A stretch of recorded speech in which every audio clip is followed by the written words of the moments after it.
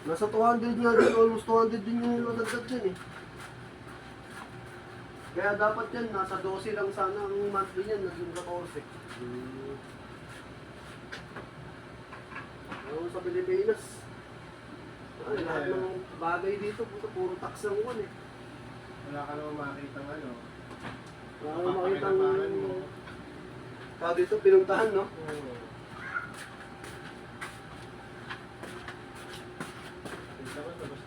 Puta, hindi mo alam, puta ka na, ganun pala kalaki talaga nakukurakot nila, no?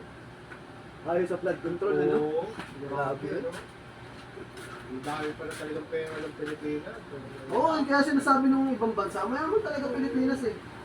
Kasi sa kon pa lang natin, sa mga yung natural Oo, resources. natural, di ba? Sipin mo sa atin nga, napakadami nating dam. Oo. Diba, ang mahal ng kuryente tubig sa atin.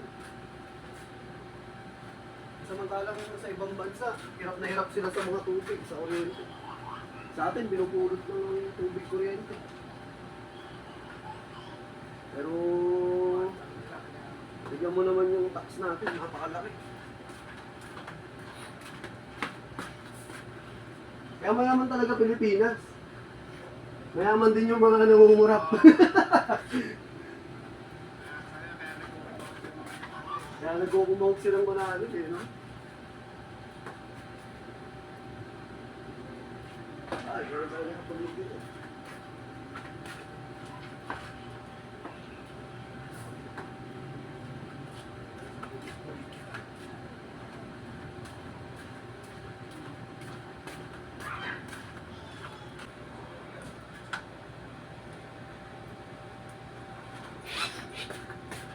Ay, marami nag-aabang dyan eh.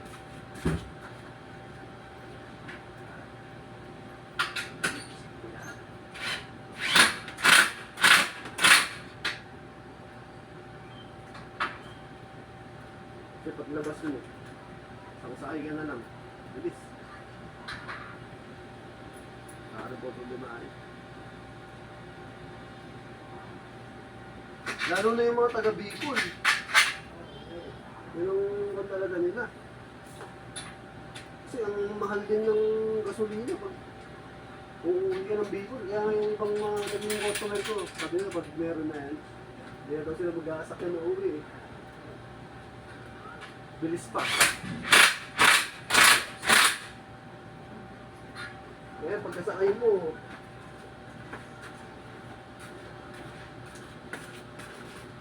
dire-diretso lang.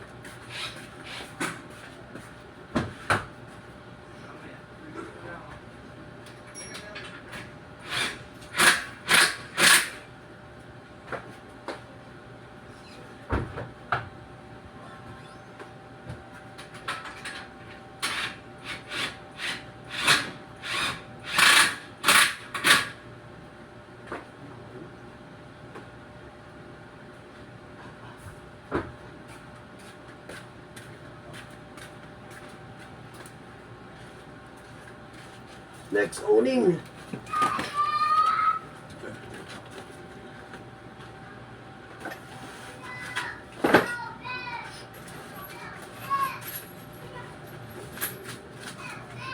Dapat ng bracket na ito eh.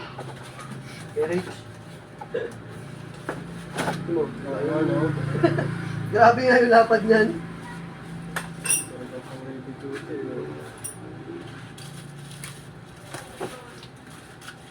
Saka makapal lang ko na ito. Pinakamakapal lang tela na ito eh.